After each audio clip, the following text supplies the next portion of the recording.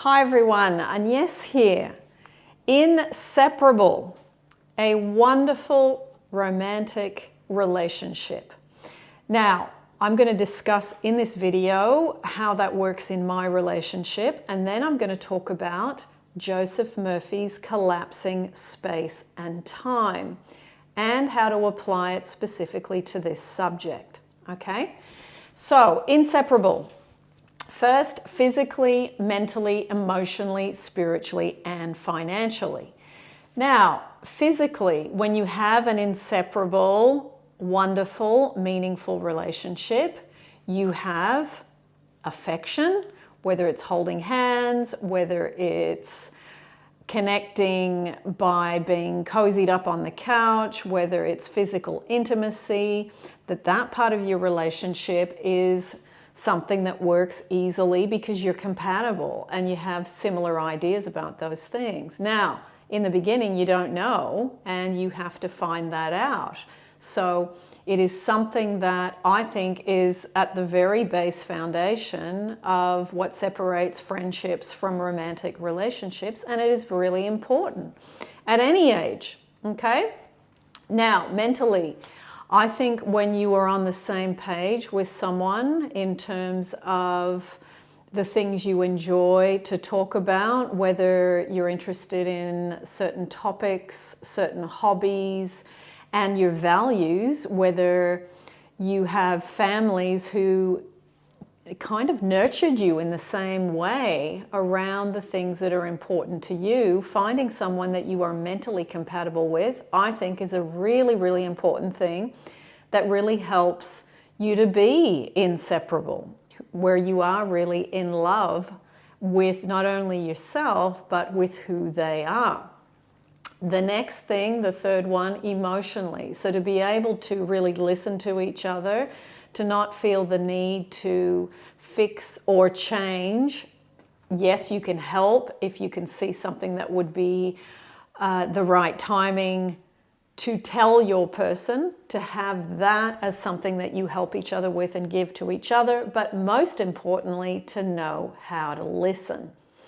Okay, listening is a huge part of this inseparable relationship, and listening without the judgment, listening with a real compassion, listening with understanding, and listening with, you know, I know my person's derailed a little bit right now, and to be able to give them love through just being there and listening. And I think this is one that we've lost over the years. So many people need to be heard that we've forgotten that this very simple thing of listening is a big part of relationships, whether it's friendships or whether it's your romantic relationship. Remembering to bring this forward. Just be there, just listen. No agenda, no needing to do anything, but just be there and listen.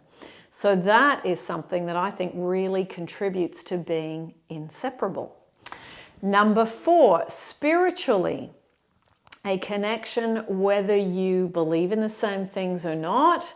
It doesn't matter. It's accepting our differences. Obviously, if you belong to a religion, a spiritual organization, or you're totally atheist or you're agnostic, it does help if the person is on the same page as you, but it's not a necessity. If you are live and let live in your attitude, and you are someone who can listen to what's important to the other person spiritually, but you don't have to believe exactly the same things. That live and let live attitude, again, really brings people together, and it's a acceptance as the person as another human being. So I think that really, really is helpful as well, and has been in my relationship. Now, financially, it's again working out how you do this part. So if you can discuss it, whether you keep your finances separate, whether you bring them together, whether you agree on who contributes what, it is about having a balanced approach to this. So, you know, when both people contribute what they can, whether that's the same or not, it really doesn't matter. But it needs to be where I think one person isn't constantly being the giver and the other one's the taker. It's two people giving what they can to the relationship. I know that that's definitely been a wonderful thing in my relationship, is to have that groundedness and that understanding, and that when one person's down, the other person helps, and when the other person is able, then they get back on their feet. That's what makes an inseparable, wonderful relationship. So my relationship, I would say, has got all of these elements, and I was thinking about how do I share this with you, because I think all of these are really important to have that well-roundedness.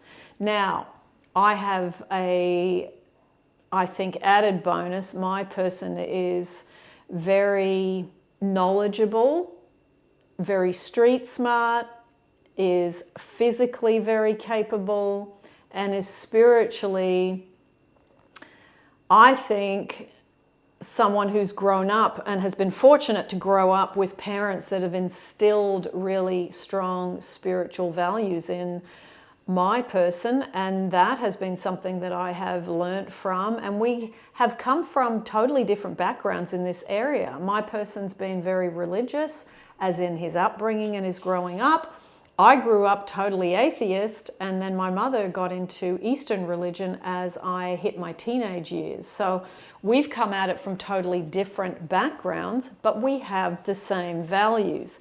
We believe in live and let live. We believe in helping our fellow man. We believe in giving. We believe in leading a simple life and having simple pleasures and enjoying things such as, I've talked about this many times, nature, movies, cooking, shopping for food. We both come from cultures that food and sourcing good food and making time to cook and look after your body in a loving way is important to both of our cultures. So that's been a wonderful thing that we've shared, learning about each other's cultural food and not only eating it, but sharing how to make it. So all of these things are, I can see, a wonderful thing that brings my partner and I together. Let me know down below what you share with your partner, and if you don't have one, that's okay. What have you shared with partners in the past that has really been something that's made you inseparable? Now, I said I would go back to Joseph Murphy's Collapsing Space and Time. Now, I'm going to put down below and up here next to my head the first video I did on collapsing space and time, and also the video I did on wormholes.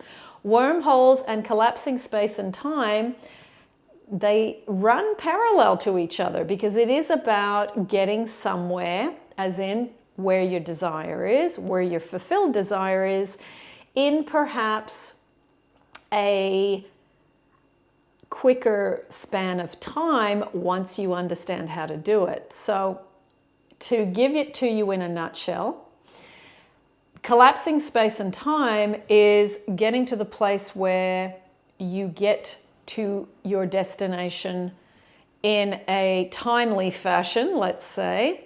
So to give you the example that Joseph gave in his book, it's like being on one side of the country, let's say wherever your country is right now, to the other side of the country. Now, there's a gap in between, so ask yourself, if I walked that journey, how long would it take me? For example, let's say it would take a month and a half.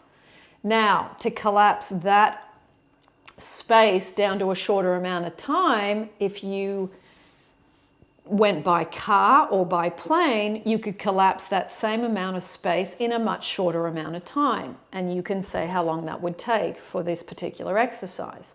So what you could do in a month, you could do perhaps in a few hours. So with manifesting, it's the same. What can I do to collapse the space and time between me and what it is that I desire? In this instance, I've been talking about relationships. I think one of the greatest ways to collapse space and time is extreme self-love and self-care and living in the end, which comes from Neville. I'll put that playlist down below for you too. And sometimes letting go of all techniques and just doing things that make you feel fantastic. And whether that's exercise or reading a book or listening to a podcast or having an afternoon sleep or going rollerblading or going snowboarding or hiking or camping in the middle of the night on your own, whatever it is, finding those things that really ignite your passion and your fun. Because once you do that, then you bring that energy towards your desire, and your desire comes to you more quickly because it's the energy of fun, the energy of love, the energy of excitement. I mean, how many times have you felt good in your life and then you said, my goodness, everything's just falling into place? So the energy of you is what brings things to you quicker. So let me know how you can apply the concept from Joseph Murphy, collapsing space and time. It was always a really fascinating one for me all those years ago, and still one that I think about. How do I get from where I am to where I want to be in a shorter amount of time? And what is it that I need to learn? What is it that I need to research? What is it that I need to let go of? What belief do I need to change? What affirmation do I need to practice from a place of love to get to where I want to go? So, using collapsing space and time from Joseph Murphy, how can you apply it to your current situation in relationships? And also let me know your comments about what it is that perhaps you are missing the mark on. Is it the physical, mental, emotional, spiritual, or financial in relation to a romantic relationship? Which are the ones that have tripped you up in the past, and which are the ones do you think you still need to work on improving? So that's it for today. Lots of love, everyone. And as always, I will see you in the next YouTube.